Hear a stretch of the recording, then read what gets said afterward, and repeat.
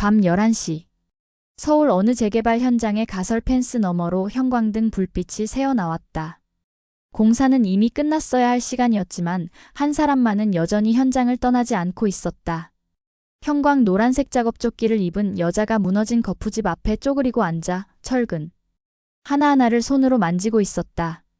장갑도 끼지 않은 맨손이었다. 이건 사람이 기댈 벽인데? 그녀는 혼잣말처럼 중얼거리며 고개를 저었다. 그리고는 주머니에서 낡은 수첩을 꺼내 뭔가를 빠르게 적어내려갔다. 작업등 아래 그녀의 얼굴엔 땀과 먼지가 뒤섞여 있었지만 눈빛만은 또렷했다. 바로 그때 현장 소장이 다급하게 달려왔다. 대표님, 아직도 여기 계셨습니까? 오늘 저녁 약속 있으시다면서요.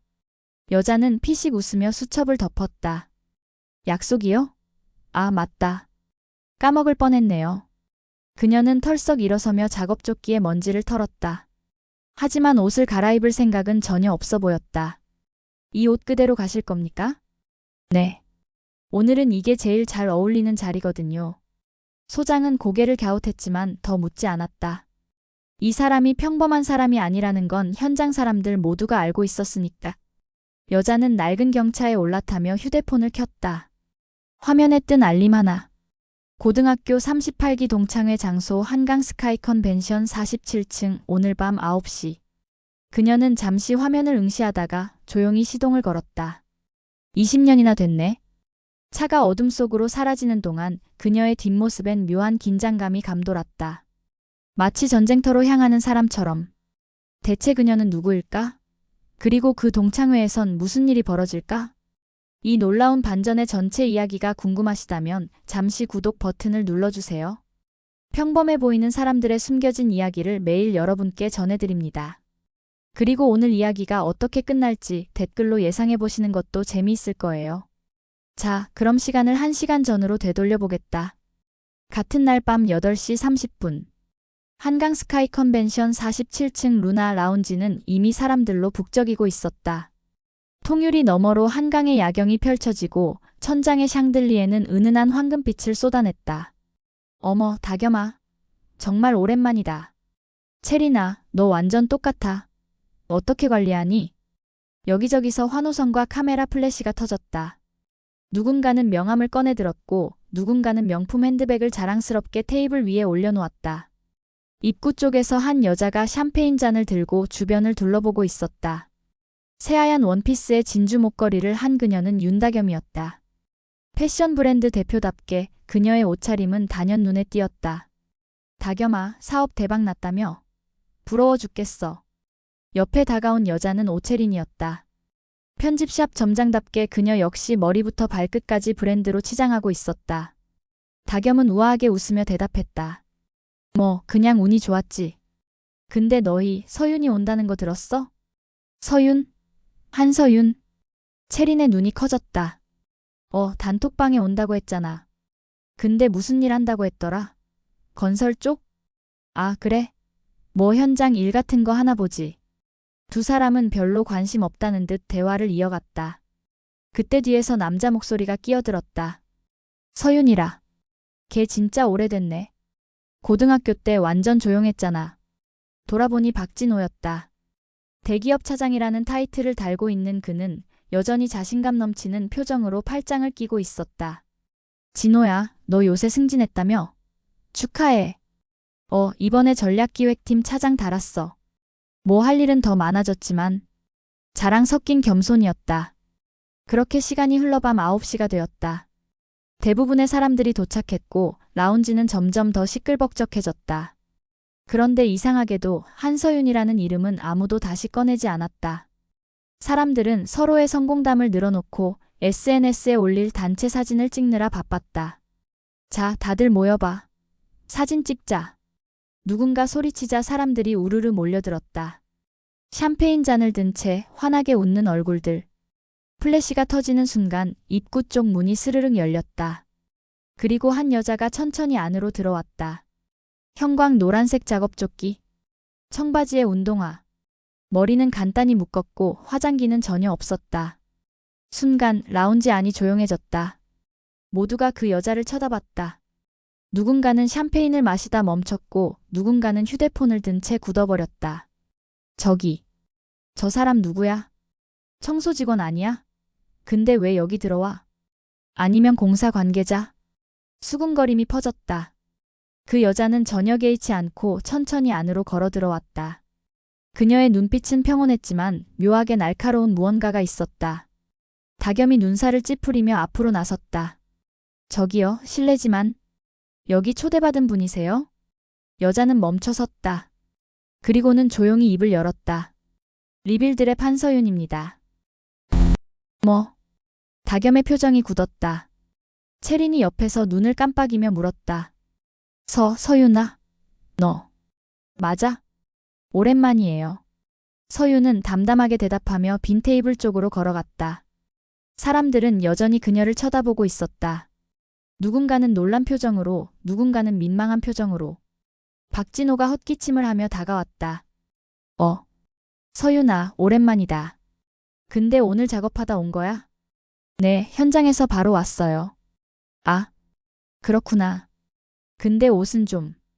그는 말끝을 흐렸다. 서윤은 미소 지으며 대답했다. 바쁘다 보니 갈아입을 시간이 없었어요. 괜찮죠? 아, 그래. 뭐. 편한 게 최고지. 어색한 웃음이었다. 정혜민이 멀리서 서윤을 보더니 옆 사람에게 속삭였다. 쟤 진짜 서윤이 맞아? 완전 딴판인데? 그러게. 근데 저렇게 입고 오는 건 좀. 사람들의 시선은 점점 차갑게 식어갔다. 라운지의 화려함 속에서 서윤의 형광 작업조끼는 너무나도 이질적이었다. 다겸이 다시 한번 서윤에게 다가왔다. 이번엔 미소를 띤 얼굴로. 서윤아, 네가 뭐 한다고 했더라? 건설 쪽? 도시재생 일을 하고 있어요. 아, 그렇구나. 힘들겠다. 현장 일이잖아. 네, 힘들긴 하지만 보람 있어요. 그래. 대단하다. 요새 그런 일 하는 사람 드물잖아. 겉으로는 칭찬이었지만 그 속엔 묘한 우월감이 배어 있었다. 채린도 거들었다. 근데 서윤아, 오늘 여기 드레스 코드가 있었거든. 우리 단톡방에 올라왔었는데. 아, 못 봤어요. 죄송해요. 아니야, 괜찮아. 그냥 좀 아쉽네. 분위기는 점점 더 어색해졌다. 서윤은 조용히 테이블 구석에 앉았다. 그녀 주변으로는 아무도 다가오지 않았다. 사람들은 다시 자기들끼리 웃고 떠들기 시작했다. 단 한 명 형광 작업조끼를 입은 여자만이 홀로 창가를 바라보고 있었다. 그녀의 눈빛 속엔 슬픔도 분노도 없었다. 다만 무언가를 기다리는 사람의 고요함만이 있었다. 서윤은 창가에 홀로 서서 한강의 야경을 바라보고 있었다. 반짝이는 불빛들이 강물 위에 흔들리고 있었다. 아름다운 풍경이었지만 그녀의 눈엔 그 빛들이 제대로 들어오지 않았다. 뒤에서 들려오는 웃음소리들. 나 이번에 해외 바이어랑 계약 성사시켰어. 대박. 우리도 곧 론칭하는데 꼭 와줘. 성공한 사람들의 자랑스러운 이야기들이 라운지를 가득 채우고 있었다. 하지만 그 소리들은 서윤에게 닿지 않았다. 대신 그녀의 머릿속엔 다른 소리가 들려오고 있었다.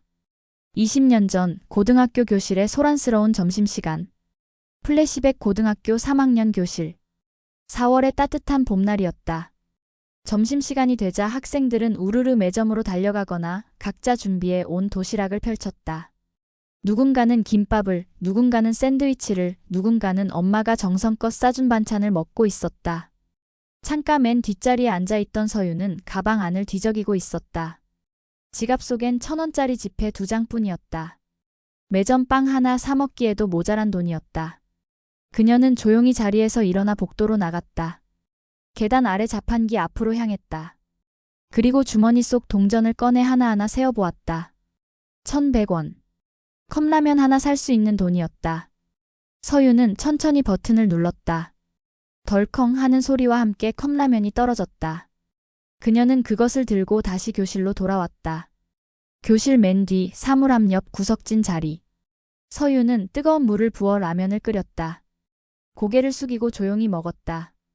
아무도 자신을 보지 않기를 바라면서. 하지만 냄새는 어쩔 수 없었다. 매운 라면 국물 냄새가 교실 안에 퍼져나갔다. 앞자리에 앉아있던 다겸이 코를 찡그리며 뒤를 돌아봤다. 야, 누가 라면 먹어? 냄새 진짜. 그녀의 시선이 서윤에게 꽂혔다. 아, 서윤이 너구나. 근데 교실에서 라면 먹으면 냄새 나잖아. 그것도 좀. 다겸은 말끝을 흐리며 고개를 돌렸다. 하지만 그 한마디는 또렷했다. 그래도 냄새는 안 나게 해, 좀. 주변 아이들이 킥킥거리며 웃었다. 서윤은 아무 말도 하지 않았다. 그저 고개를 더 숙이고 라면을 후루룩 삼켰다. 목이 막혔지만 울 수는 없었다. 그날 방과 후 서윤은 학교 옥상에 올라가 하늘을 바라봤다. 언젠가는 그녀는 작게 중얼거렸다. 냄새보다 더 강한 이름으로 남을 거야. 현재 한강 스카이 컨벤션 47층. 서윤의 눈빛이 다시 현실로 돌아왔다. 창 밖의 야경은 여전히 아름다웠다. 하지만 이제 그녀는 그 빛들을 똑바로 볼 수 있었다. 뒤에서 다겸의 목소리가 들려왔다. 서윤아. 서윤이 천천히 돌아봤다. 다겸은 샴페인 잔을 들고 가까이 다가왔다. 그 옆엔 채린과 혜민도 함께였다. 우리 사진 좀 찍을까? 오랜만에 모였는데. 좋아요. 서윤은 담담하게 대답했다. 네 사람은 창가에 나란히 섰다. 누군가 휴대폰을 들고 카메라를 켰다. 자, 하나 둘 셋. 플래시가 터졌다. 하지만 사진을 확인하던 채린의 표정이 묘하게 굳었다. 서윤아, 미안한데 내 작업복이 좀 눈에 띄네. 다시 찍을까? 아니면 뒤에 서 있을래? 그럼 덜 보일 것 같은데. 혜민이 은근슬쩍 제안했다. 서윤은 잠시 침묵했다. 그리고는 조용히 말했다. 괜찮아요. 저는 여기 서 있을게요. 여러분끼리 찍으세요. 아, 그래? 미안해. 근데 조명이 좀 이상한가 봐. 다겸은 어색하게 웃으며 다시 사진을 찍기 시작했다. 이번엔 서윤을 빼고. 서윤은 한 걸음 뒤로 물러났다. 바로 그때 박진호가 다가오며 물었다. 서윤아, 그래서 너 요새 뭐 해? 건설 현장 다닌다며? 네, 도시재생 프로젝트 일을 하고 있어요. 아, 재생? 그거 요새 좀 뜨긴 하던데. 근데 힘들지 않아? 육체노동 아니야? 힘들긴 하지만 의미 있는 일이에요. 그래도 여자가 그런 일 하기엔. 진호는 말끝을 흐렸다. 그의 시선엔 미묘한 동정과 우월감이 섞여 있었다. 나는 이번에 전략기획팀 차장 됐어. 연봉도 좀 올랐고. 뭐 바쁘긴 하지만 그래도 사무실 일이니까 낫지. 축하해요. 고마워. 근데 너도 이제 슬슬 안정적인 일 찾아보는 게 어때? 나이도 있고. 서윤은 대답하지 않았다.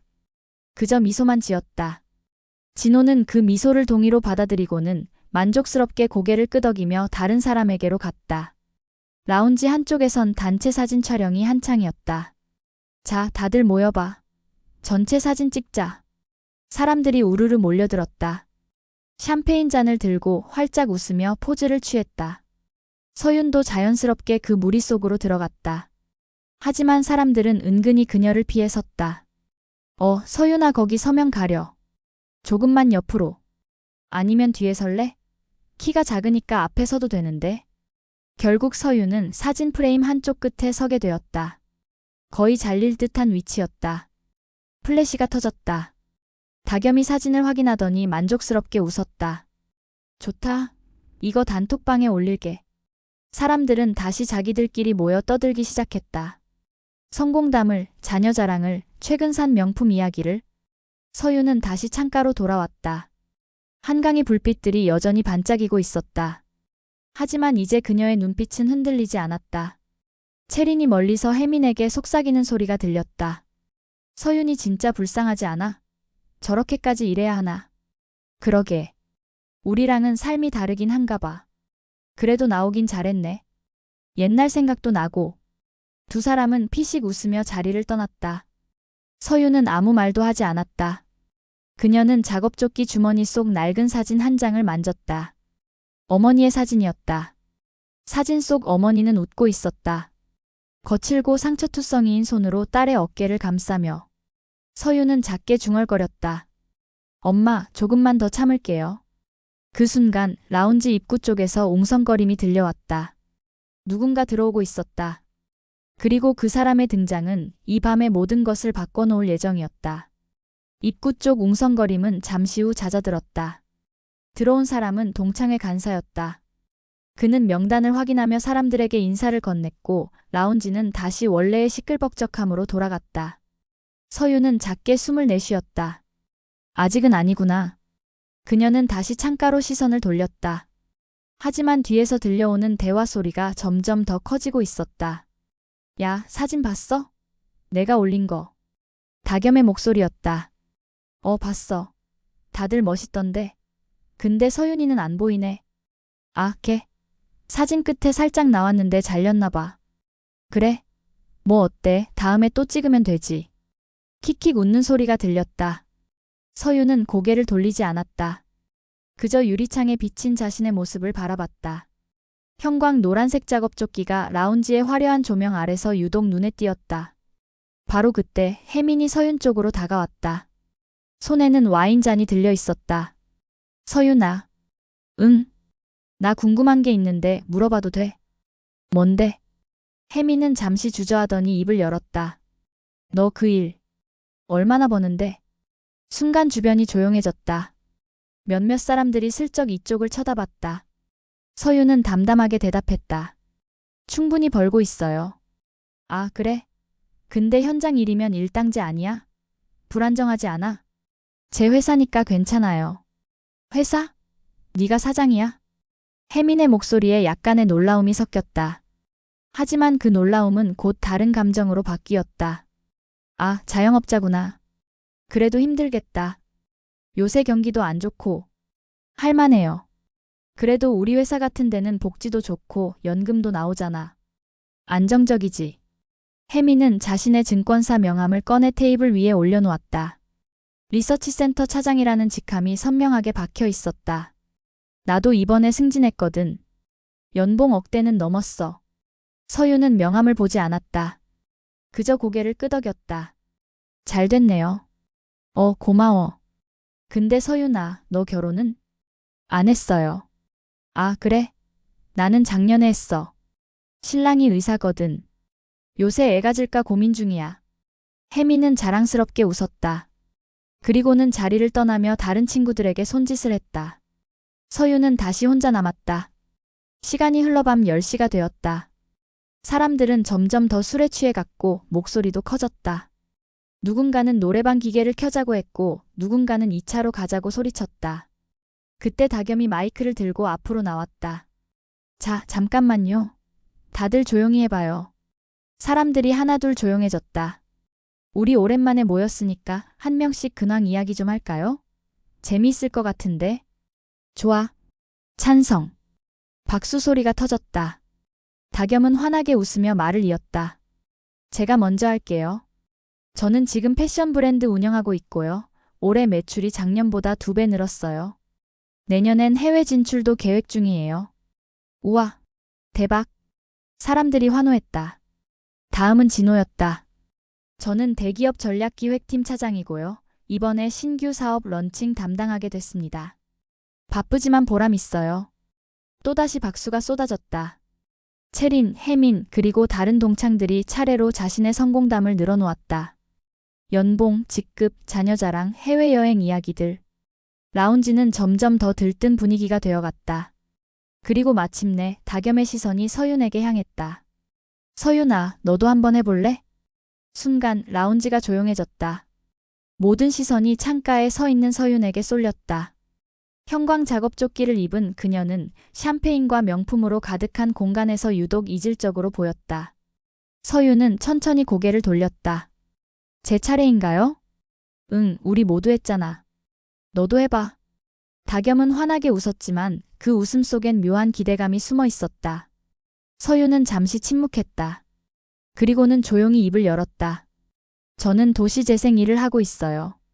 버려진 건물과 골목을 사람이 살 수 있는 공간으로 만드는 일이에요. 아, 그렇구나. 그래서 오늘도 현장에서 온 거야? 네. 대단하다. 근데 힘들지 않아? 힘들긴 하지만 보람 있어요. 서윤의 대답은 담담했다. 다겸은 고개를 끄덕이며 다시 물었다. 그래서 연봉은 어느 정도 돼? 공기가 얼어붙었다. 몇몇 사람들이 숨을 죽였다. 누군가는 민망한 표정으로 고개를 돌렸다. 서윤은 잠시 다겸을 바라봤다. 그리고는 조용히 대답했다. 그건 중요하지 않아요. 아, 그래? 미안, 너무 사적인 질문이었나? 근데 궁금해서. 다겸은 웃으며 말했지만 그 웃음 뒤엔 분명한 의도가 있었다. 너는 우리와 다르다는 걸 보여주고 싶었던 거야. 채린이 거들었다. 서윤아, 사실 우리 걱정돼서 그래. 너 혼자 사는 거 맞지? 나이도 있고 안정적인 일 찾는 게 좋지 않을까? 저는 지금 하는 일이 좋아요. 그래도 현실적으로 생각해야지. 결혼도 해야 하고 노후도 준비해야 하고. 혜민도 끼어들었다. 맞아. 우리가 하는 말 무시하지 말고 진지하게 생각해봐. 아직 늦지 않았어. 세 사람의 말은 겉으로는 걱정이었지만 그 속엔 명백한 우월감이 배어 있었다. 서유는 아무 말도 하지 않았다. 진호가 술잔을 들고 다가오며 말했다. 서윤아, 기분 나쁘게 듣지 마. 우리 다 널 위해서 하는 말이야. 근데 솔직히 내 나이에 현장 일은 좀 그만하세요. 서윤의 목소리가 조용히 라운지를 가로질렀다. 사람들이 움찔했다. 제 일은 제가 선택했어요. 그리고 저는 후회하지 않아요. 아니, 우리가 뭐 잘못 말한 건 아니잖아. 사실을 말한 거지. 다겸이 어깨를 으쓱하며 말했다. 그래, 맞아. 우리가 뭐 무시한 것도 아니고 그냥 조언해 준 거잖아. 채린도 거들었다. 분위기는 점점 더 차갑게 식어갔다. 그때 다겸이 다시 입을 열었다. 서윤아, 사실 우리 이따가 조용한 카페로 자리 옮길까 하는데. 여기 좀 시끄럽잖아. 너도 편하게 쉬고 싶을 것 같은데 어때? 그 말의 의미는 명백했다. 너는 이 자리에 어울리지 않으니까 이제 그만 가는 게 어떻겠니? 서윤은 잠시 침묵했다. 주변 사람들은 아무도 말이 없었다. 누군가는 휴대폰을 보는 척했고 누군가는 슬쩍 자리를 피했다. 서윤은 천천히 고개를 들었다. 괜찮아요. 오늘은 여기가 제 자리니까요. 제 자리? 다겸이 눈썹을 치켜세웠다. 무슨 뜻이야? 곧 알게 될 거예요. 서윤의 목소리는 여전히 담담했다. 바로 그 순간 라운지 입구의 문이 활짝 열렸다. 그리고 이번엔 정말로 모든 걸 바꿔놓을 사람이 들어왔다. 문이 열리는 순간 라운지 안의 모든 사람들이 일제히 그쪽을 바라봤다. 하지만 들어온 사람은 웨이터였다. 그는 샴페인 병을 든 채 조용히 테이블 쪽으로 향했다. 사람들은 실망한 듯 다시 대화를 이어갔다. 서윤은 작게 숨을 내쉬었다. 다겸이 피식 웃으며 말했다. 뭐야, 긴장했어? 누가 오는 줄 알았네. 서윤아, 너 오늘 좀 이상해. 무슨 일 있어? 채린이 걱정하는 척하며 물었다. 서윤은 대답하지 않았다. 대신 다시 창가로 시선을 돌렸다. 유리창에 비친 자신의 모습이 보였다. 작업조끼를 입은 여자. 주변의 화려함과는 전혀 어울리지 않는. 그 순간 또 다른 기억이 떠올랐다. 플래시백 고등학교 졸업식 날. 3월의 쌀쌀한 날씨였다. 학생들은 교복 위에 코사지를 달고 부모님과 함께 기념사진을 찍고 있었다. 여기저기서 플래시가 터지고 웃음소리가 들렸다. 서윤은 교정 한쪽 구석에 혼자 서 있었다. 어머니는 오지 못했다. 그날도 식당에서 일을 해야 했으니까. 서윤아. 뒤에서 목소리가 들렸다. 돌아보니 다겸이었다. 그녀는 아버지, 어머니와 함께 서 있었다. 세 사람 모두 환하게 웃고 있었다. 너 부모님 안 오셨어? 응, 일 때문에. 아, 그래? 아쉽겠다. 졸업식인데? 다겸의 목소리엔 동정이 묻어 있었다. 하지만 그 동정은 진심이 아니었다. 그럼 우리 사진이라도 같이 찍을래? 아니, 괜찮아. 왜? 부끄러워? 다겸이 웃으며 물었다. 아니, 그냥 너희 가족끼리 찍어. 그래, 알았어. 그럼 나중에 봐. 다겸은 가볍게 손을 흔들고는 가족들과 함께 사진을 찍으러 갔다. 서윤은 그 모습을 멀리서 바라봤다. 따뜻한 가족의 모습, 행복한 웃음, 그리고 자신이 결코 가질 수 없는 것들. 그날 밤 서윤은 좁은 하숙방에서 졸업장을 펼쳐봤다. 어머니는 늦게 돌아와 딸의 머리를 쓰다듬었다. 서윤아, 축하한다. 네가 자랑스러워. 어머니의 손은 거칠었다. 화상 자국과 칼에 베인 상처들이 가득했다.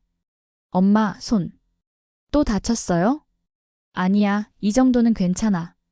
그것보다 너 대학 합격 통지서 왔더라?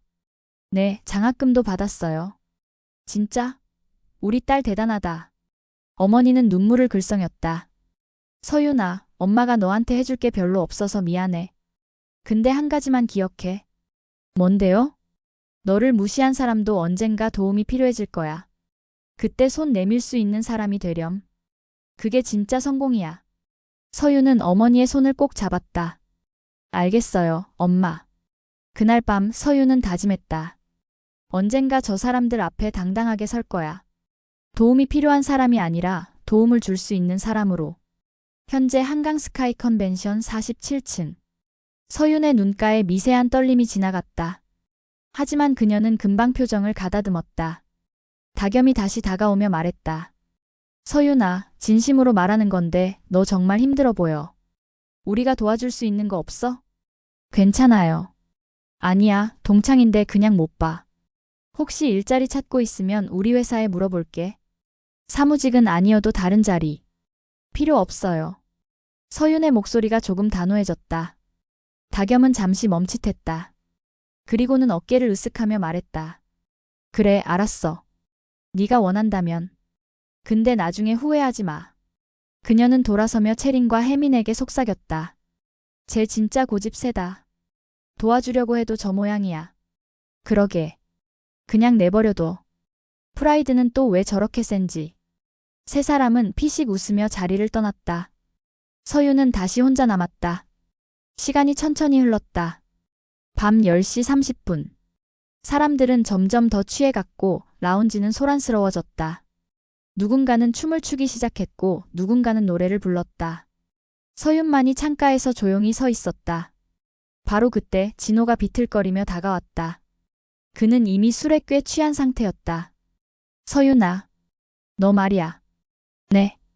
솔직히 말해서 너 우리랑 안 맞아. 분위기 파악 좀 해. 그의 말은 흐릿했지만 의미는 명확했다. 여긴 성공한 사람들 모임이야.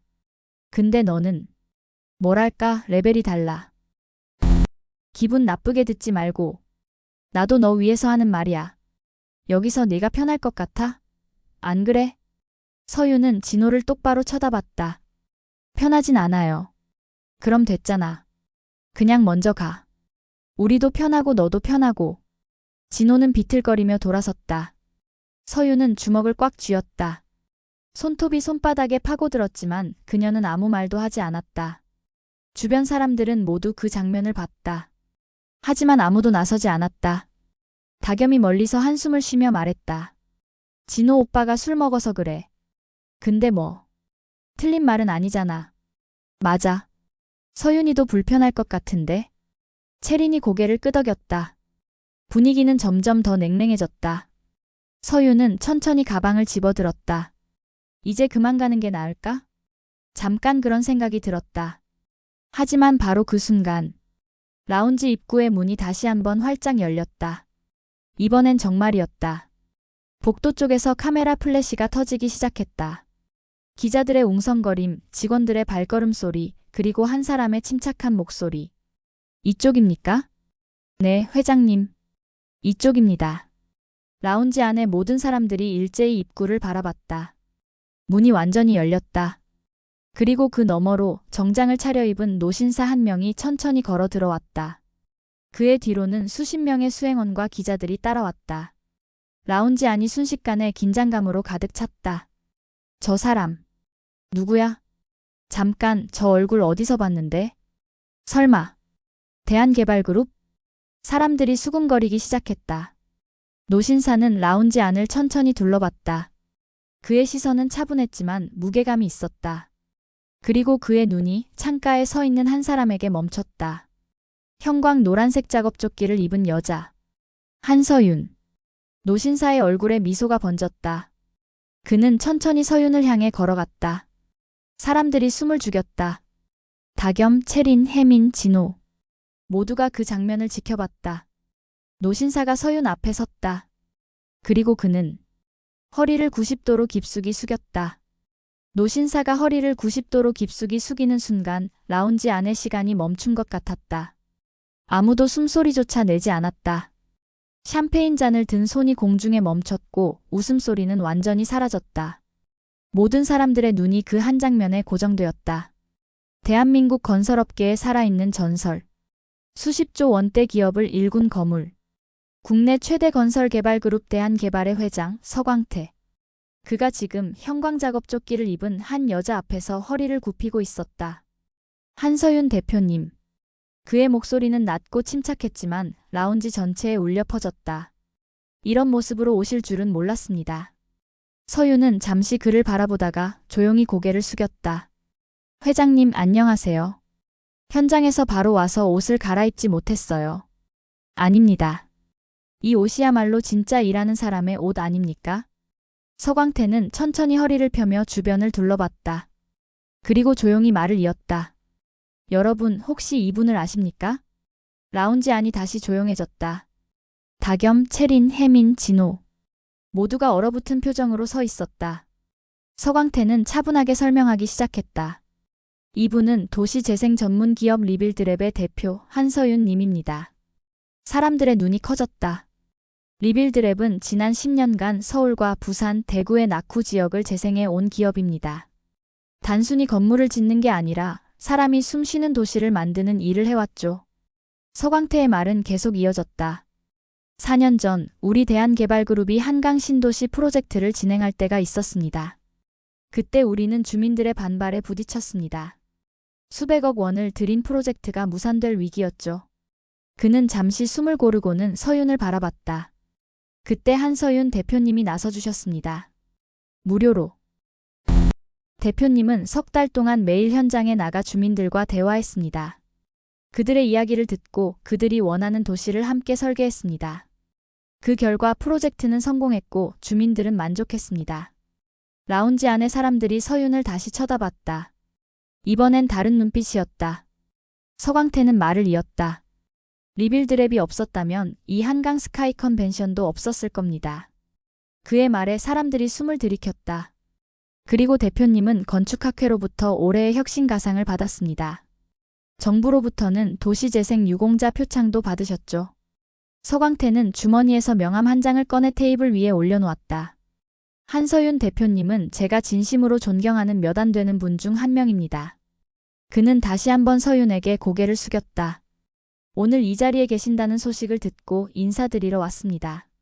라운지 안이 완전히 얼어붙었다. 다겸의 얼굴이 창백해졌다.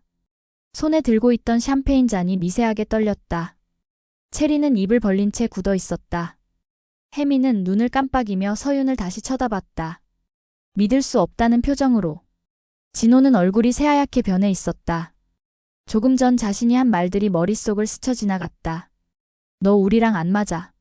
레벨이 달라. 그 말을 한 사람이 지금 눈앞에서 업계 최고의 거물로부터 인사를 받고 있었다. 서윤은 담담하게 대답했다.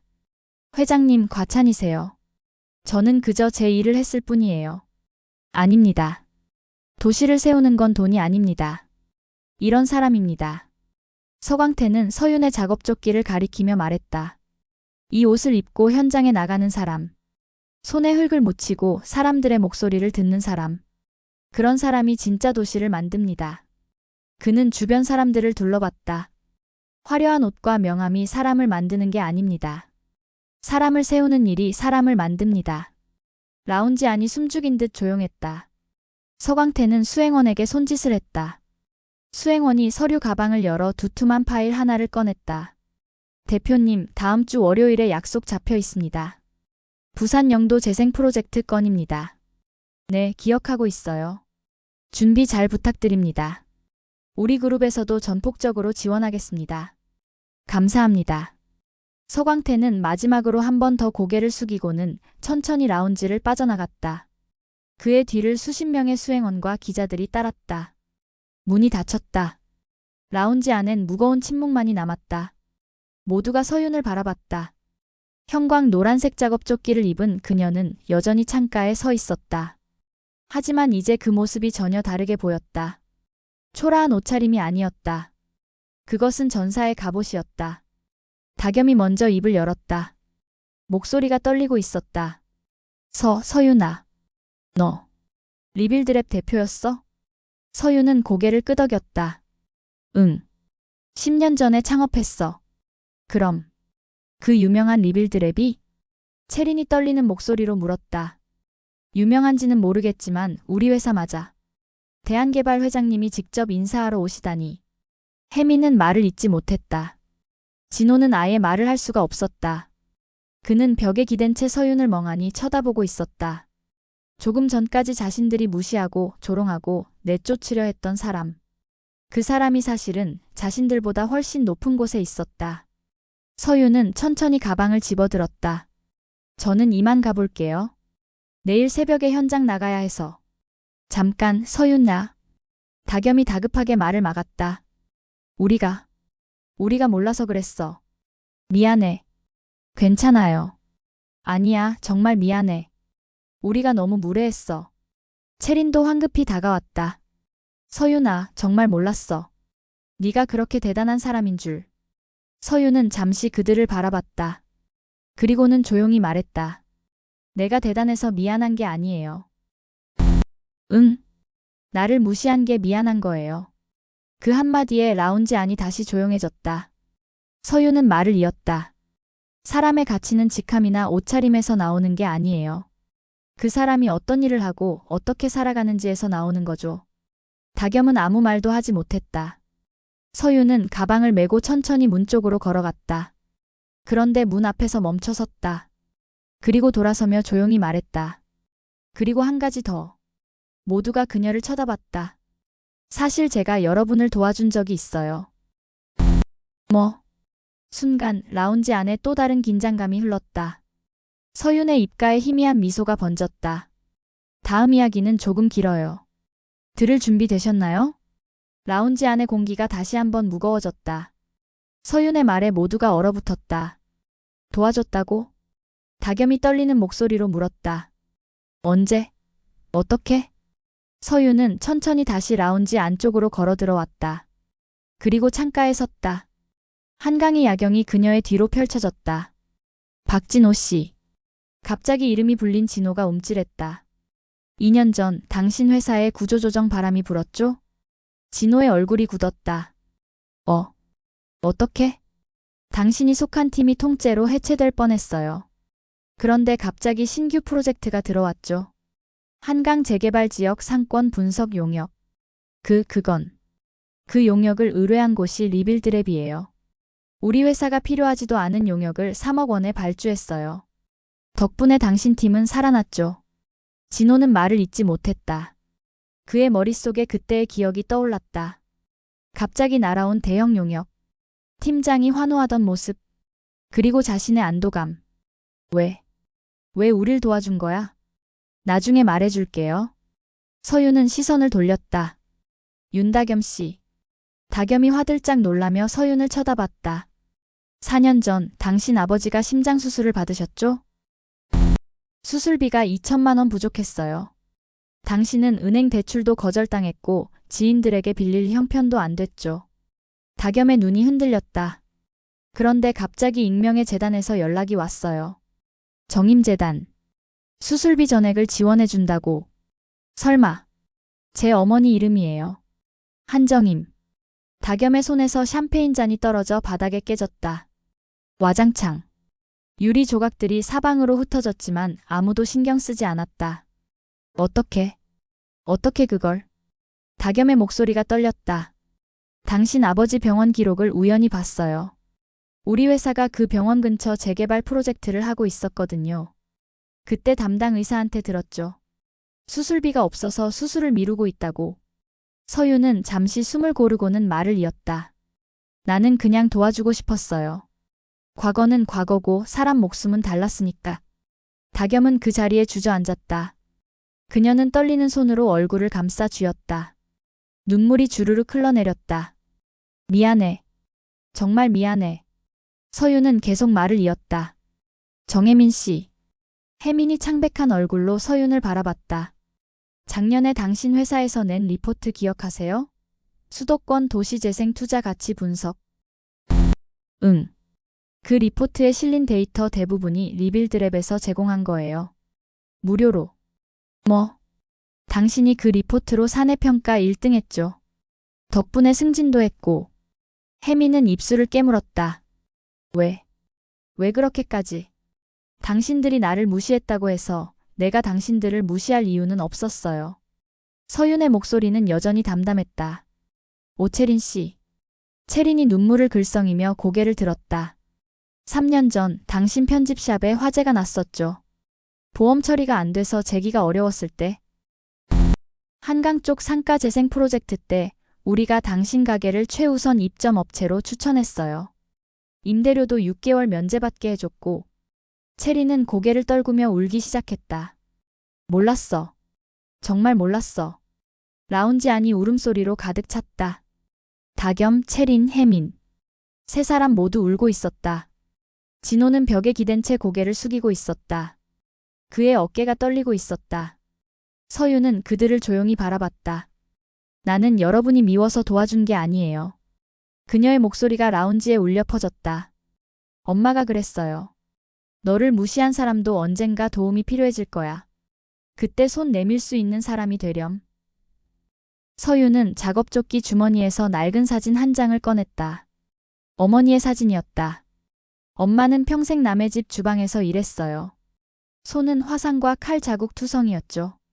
돈도 없었고 배운 것도 없었어요. 그녀는 사진을 쓰다듬었다. 하지만 엄마는 항상 말했어요. 사람의 가치는 옷에서 나오는 게 아니라 그 사람이 남을 어떻게 대하느냐에서 나온다고. 다겸이 울먹이며 일어섰다. 서윤아. 나는 정말. 서윤은 고개를 저었다. 사과는 나중에 해도 돼요. 지금은 그냥 들어주세요. 다겸은 다시 주저앉았다. 서윤은 창가로 다가가 한강을 바라봤다.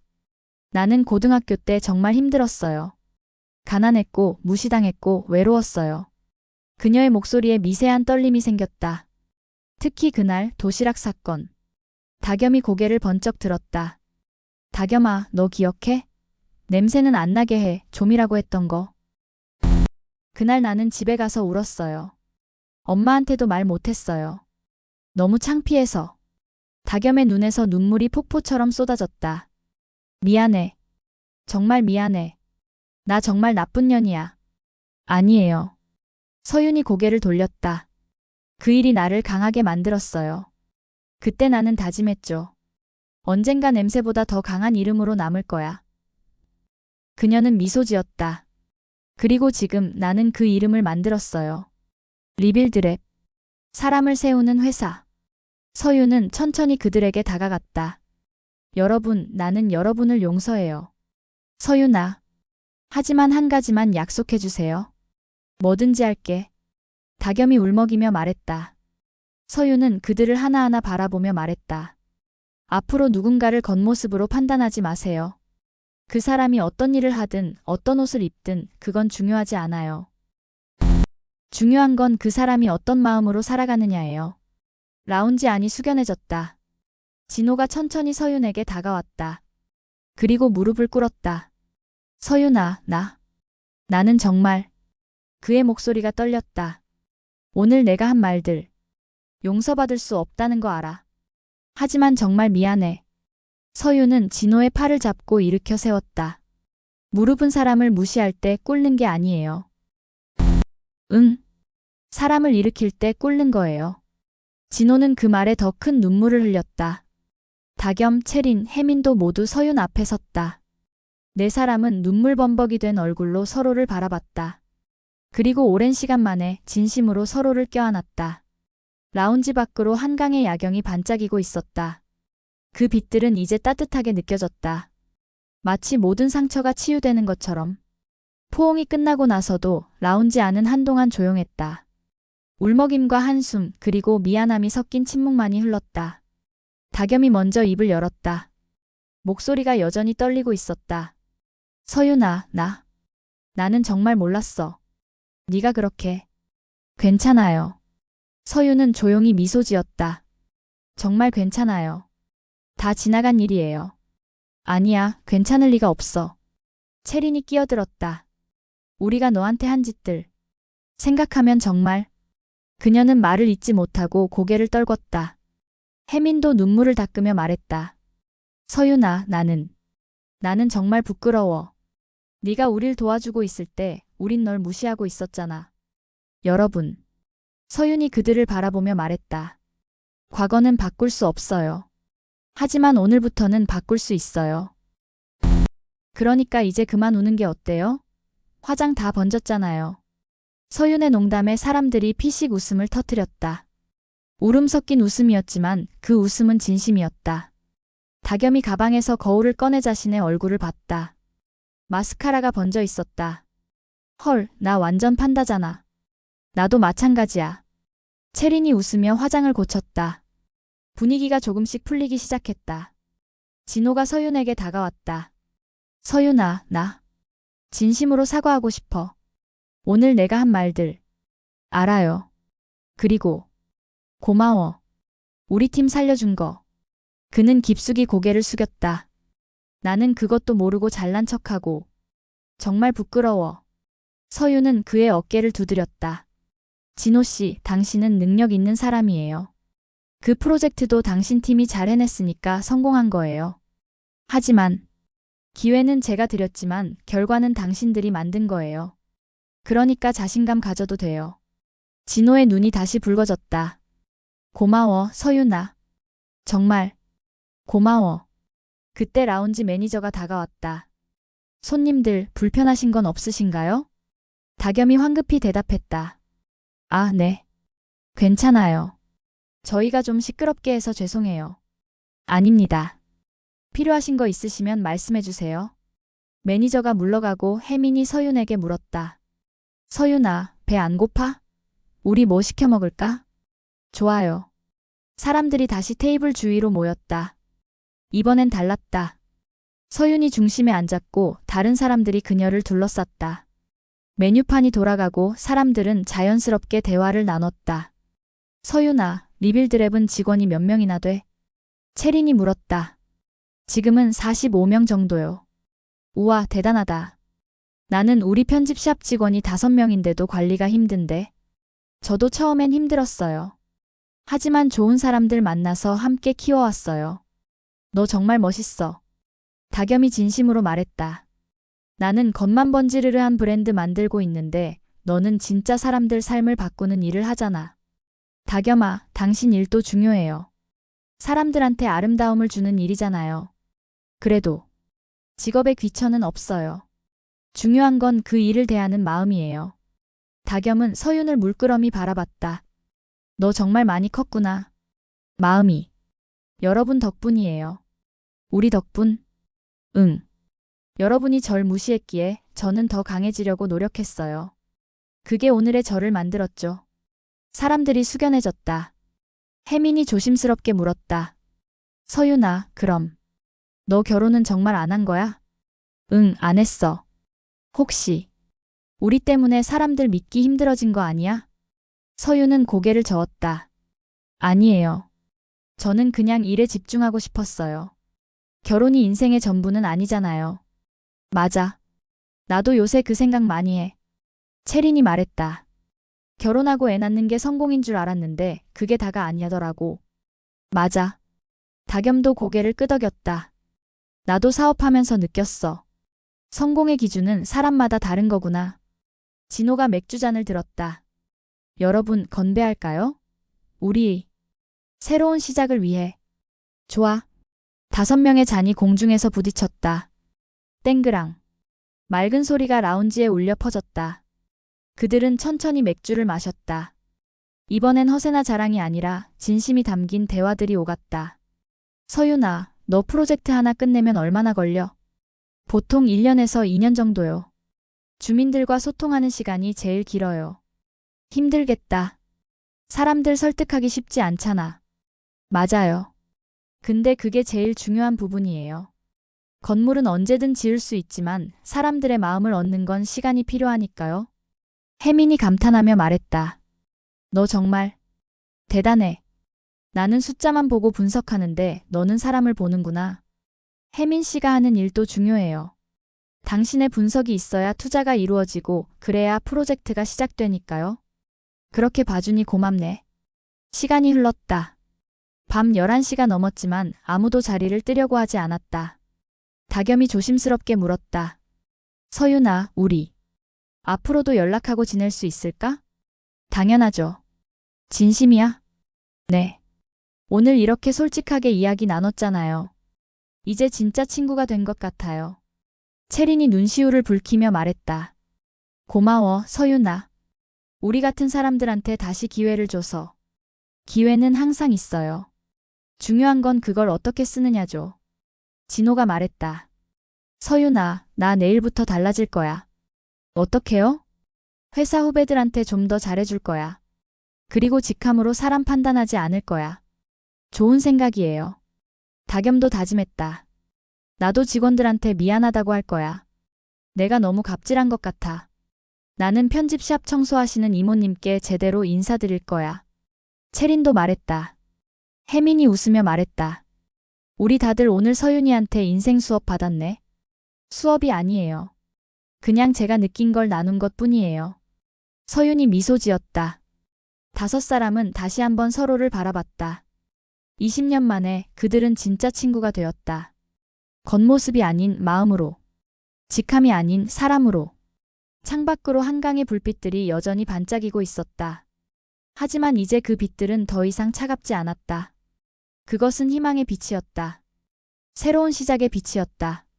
일주일 후 월요일 아침 7시. 서울 외곽의 한 재개발 현장. 새벽 공기는 차가웠지만 현장은 이미 활기로 가득했다. 서윤은 여전히 형광 노란색 작업조끼를 입고 철근 더미 사이를 걷고 있었다. 손에는 도면이 들려 있었고 얼굴엔 먼지가 묻어 있었다. 대표님, 이쪽 벽 구조 확인 부탁드립니다. 현장 소장이 소리쳤다. 네, 지금 갑니다. 서윤은 달려가며 도면을 펼쳤다. 그녀의 눈빛은 진지했다. 이 벽은 3층 주민들이 빨래 넣는 공간이 될 거예요.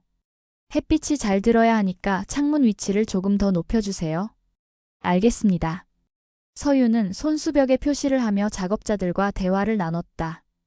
땀이 이마를 타고 흘렀지만 그녀는 전혀 개의치 않았다. 바로 그때 현장 입구 쪽에서 목소리가 들렸다. 저기요. 실례합니다. 서윤이 돌아보니 다겸이 서 있었다. 하지만 오늘의 다겸은 달랐다. 화려한 원피스 대신 편한 청바지에 운동화를 신고 있었다. 손에는 커피 트레이가 들려 있었다. 다겸아, 여기 어쩐 일이야? 현장 구경 좀 하려고. 안 돼. 다겸은 환하게 웃으며 커피를 내밀었다. 현장 직원분들 드시라고 샀어. 아메리카노 10잔. 어머, 고마워. 다들 좋아하겠다. 서윤은 커피를 받아 직원들에게 나눠줬다. 현장 사람들이 환호성을 질렀다. 대표님 친구분이세요? 네, 고등학교 동창이에요. 감사합니다. 다겸은 현장을 둘러보며 감탄했다. 서윤아, 여기서 뭐 만드는 거야? 노인복지주택이에요. 독거 어르신들이 함께 모여 살 수 있는 공간. 우와, 멋지다. 이리 와봐. 내가 제일 자랑하고 싶은 거 보여줄게. 서윤은 다겸을 2층으로 안내했다. 넓은 공간이 펼쳐졌다. 아직 공사 중이었지만 구조는 대충 보였다. 여기가 공동 부엌이에요. 어르신들이 함께 밥 해 먹을 수 있게. 혼자가 아니라 함께? 네. 혼자 사는 게 외로우니까요. 함께 밥 먹고 이야기 나누고 그렇게 가족처럼 지낼 수 있게 만들었어요. 다겸의 눈가가 촉촉해졌다. 서윤아, 너 정말 대단해. 진짜로. 뭐가? 건물을 짓는 게 아니라 삶을 짓고 있잖아. 서윤은 피식 웃었다. 과찬이야. 그냥 필요한 일 하는 것뿐이야. 두 사람은 난간에 기대어 아래를 내려다봤다. 다겸이 조심스럽게 물었다. 서윤아, 너 후회한 적 없어? 뭘? 우리랑. 과거에 있었던 일들. 서윤은 잠시 생각하더니 고개를 저었다. 없어. 오히려 감사해. 감사하다고? 응. 그 일들이 나를 여기까지 오게 만들었으니까. 다겸은 서윤의 손을 꼭 잡았다. 고마워, 서윤아. 나한테 다시 기회를 줘서. 우린 친구잖아. 응. 이제는 진짜. 같은 날 오후 3시 병원. 윤다겸은 아버지가 입원해 있던 병원에 들렀다. 복도를 걷다가 청소하시는 아주머니와 마주쳤다. 예전 같았으면 그냥 지나쳤을 것이다. 하지만 오늘은 달랐다. 다겸은 멈춰 서서 정중히 인사했다. 안녕하세요. 항상 깨끗하게 청소해 주셔서 감사합니다. 청소 아주머니는 깜짝 놀란 표정으로 그녀를 쳐다봤다. 어머, 고맙습니다. 처음으로 이렇게 인사받아 보네요. 제가 늦었죠. 진작 드렸어야 하는 인사인데. 다겸은 진심으로 고개를 숙였다. 청소 아주머니의 얼굴에 환한 미소가 번졌다. 아이고, 참 착하시네요. 좋은 하루 보내세요. 아주머니도요. 다겸은 발걸음이 가벼워졌다. 이게 서윤이가 느낀 기분이구나. 그녀는 속으로 중얼거렸다. 같은 날 오후 5시 대기업 사무실. 박진호는 회의실에 앉아 있었다. 앞에는 신입사원 한 명이 떨리는 목소리로 보고를 하고 있었다. 그래서 저는 이렇게 생각합니다. 예전에 진호였다면 날카롭게 지적했을 것이다. 이게 뭐야? 다시 해와. 하지만 오늘은 달랐다. 진호는 조용히 듣고 나서 부드럽게 말했다. 수고했어요. 방향은 좋은데 여기 부분을 조금만 보완하면 더 좋을 것 같아요. 같이 한번 볼까요? 신입사원의 얼굴이 환해졌다. 네, 차장님. 감사합니다. 회의가 끝나고 옆에 있던 동료가 물었다. 진호 씨, 요새 좀 달라졌어. 무슨 일 있어? 응. 뭐가? 예전보다 훨씬 부드러워졌어. 좋은 의미로. 진호는 피식 웃었다. 좋은 사람 만났거든. 그 사람한테 배웠어. 누군데? 고등학교 동창. 나보다 훨씬 대단한 사람. 같은 날 저녁 6시 편집샵. 오채리는 가게 문을 정리하고 있었다. 마지막 손님이 나간 후 그녀는 직원들을 불렀다. 다들 수고했어요. 오늘 매출 좋았어요. 감사합니다, 점장님. 그리고 체리는 잠시 망설이다가 말을 이었다. 제가 그동안 여러분한테 좀 엄하게 대한 것 같아요. 미안해요. 직원들이 눈을 동그랗게 떴다. 아니에요, 점장님. 아니야. 솔직히 나 좀 갑질한 것 같아. 앞으로는 더 잘할게. 한 직원이 눈물을 글썽이며 말했다. 점장님. 감사합니다. 체리는 환하게 웃었다. 우리 다 같이 잘해보자. 우리가 팀이잖아. 네. 같은 날 밤 9시 증권사 사무실. 정혜미는 책상에 앉아 리포트를 작성하고 있었다. 화면에는 지역 상생 투자 전략이라는 제목이 보였다. 그녀는 키보드를 두드리며 중얼거렸다. 이제 숫자만 보지 말고 사람도 봐야지. 리포트 마지막 부분에 그녀는 이렇게 적었다. 진정한 투자 가치는 수익률에만 있지 않다. 그 투자가 얼마나 많은 사람들의 삶을 개선하느냐에 있다. 혜미는 만족스럽게 미소 지으며 저장 버튼을 눌렀다. 다음 날 새벽 5시 30분 재개발 현장. 서유는 오늘도 어김없이 현장에 나왔다. 형광 작업조끼를 입고 안전모를 쓰고 현장을 둘러봤다. 동쪽 하늘이 조금씩 밝아오고 있었다. 그녀는 작업조끼 주머니에서 어머니 사진을 꺼냈다. 낡은 사진 속 어머니는 여전히 환하게 웃고 있었다. 엄마. 서유는 조용히 중얼거렸다. 나 이제 진짜 괜찮아요. 바람이 불어와 그녀의 머리카락을 흔들었다. 엄마가 가르쳐준 대로 살았어요. 사람을 무시하지 않고 도움이 필요한 사람에게 손 내밀고. 그녀는 하늘을 올려다봤다. 그랬더니 진짜 친구들도 생겼어요. 그리고 나 자신이 자랑스러워요. 눈가에 미세한 떨림이 생겼다. 엄마, 딸 자랑스럽죠? 대답은 없었다. 하지만 불어오는 바람이 그리고 밝아오는 하늘이 대답하는 것 같았다. 그래, 자랑스럽다.